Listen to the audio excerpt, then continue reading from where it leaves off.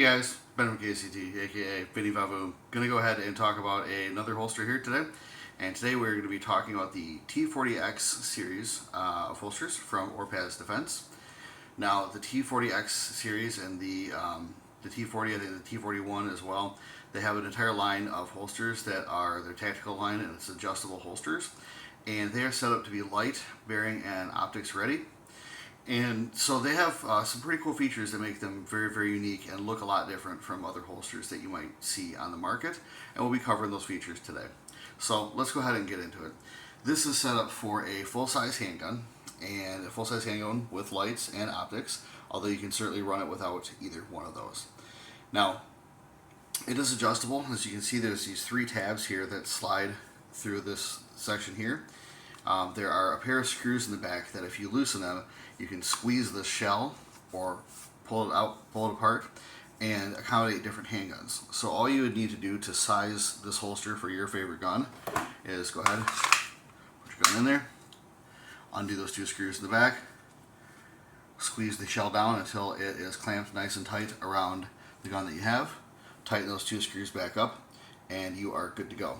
So that's one of the things I really do like about it, is it gives you a lot of versatility and you're not stuck with one combination for your holster. Now, the front end of it here, they have a spacer that is included that I put in there. It just screws in here and here, and that keeps your gun from rattling around, and it works with different lights. So if you have a massive chunky light with like a laser on the bottom, you may not need to use the spacer. If you don't, if you have something like this, which is just an in-force APL, feel free to not use, or to use that spacer, because it will go ahead and stop the gun from rattling around, which is nice. This actually is a magnet, and it has adjustable retention in terms of they give you a couple different pads that you can put on the magnet, and it just bumps up against the barrel. Now the pads keep it from scratching your barrel, and also, depending on what thickness pad you put on there, will give you adjustable magnetic retention. So the thicker the pad, the less retention that you have. What I ended up doing was actually taking the pad off there and using a couple pieces of tape and sort of fine-tuning the retention that I wanted. I wanted something that gave me a nice positive click when it was reholstered. I wanted something that gave me the retention to keep the gun in there when I was moving around, even if I didn't have the little top cover on there. But I wanted something that was a little bit more than the standard pad and less than the other pad, if that makes sense. So I went ahead and did that myself. It's a trick you can do. It's very simple. Now, you can go ahead and use this screw, and this adjusts how high the gun is kept inside the holster. And the higher you go, the closer it gets to this little paddle here that is the last release on there. So I can obviously move this up a little bit further, but I typically don't, because what I'll do is take my Kinetic and put that in there, and that is pretty close to the end there. So again, this is something that I'm not counting to be the main retention of this, that the body of the holster and the magnet will do that. This is just sort of like your little last line of defense. And all that is actuated by a thumb lever here. And it's kind of curved, it's nice, it's very tactile. It looks maybe a little bit silly at first, but when you use it quite a bit, it works out really nice and feels very good to keep the gun in there. So it does also have a like U-shaped piece that did go in here around the light originally. Now I did go ahead and take that off because I wanted to run different sized lights in there, and that was kind of getting in the way. But that is also fully adjustable, so you can go ahead and move that U-shaped piece up or down depending on what light you run. I run a lot of different lights and a lot of different guns because I review a lot of different guns and gear. So I wanted something that gave me the most modularity possible. So I just went ahead and removed that U-bracket. It has not impacted the function of the holster at all. So it has just been perfectly fine ever since then.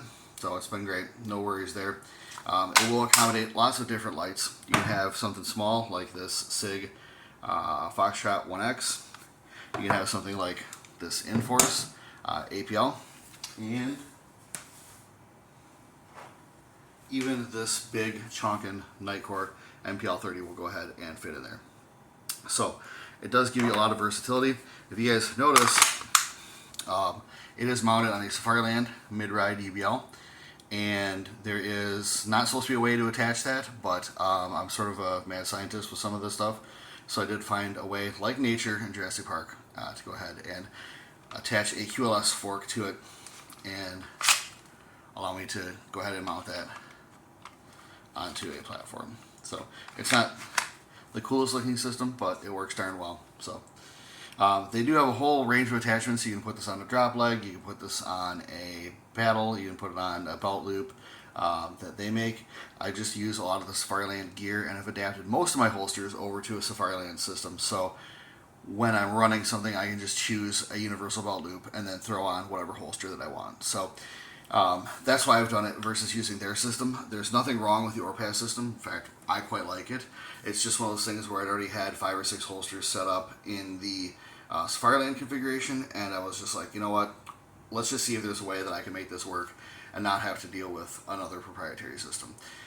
So if you're getting it, you can definitely rig it up the way that I have it, or you can just use all the cool included stuff that it comes with.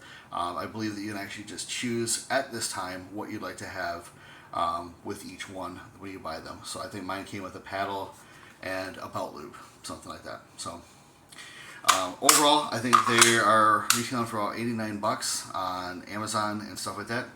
I would definitely go ahead and pick one of these up. It is one of my favorite holsters, and here's your the amount of room that you have for your optics. And then I'll show you there on that Kinetic as well. There's quite a bit of room to run an optic. But yeah, I definitely recommend these. They are super, super fast because it is just a thumb, push, and draw that goes ahead and gets that gun out there. Also, the fact that they are optics cut means that they have this whole section open and makes it very, very fast when you are drawing. And that point when you're drawing and pivoting the gun up, you get to miss all this material, where with something like the Safariland, when you draw and pivot the gun up, you have all this extra crap that you have to clear, and you can't really cheat the system because you have that hood there. So you'll have to swing your gun all the way up and then out.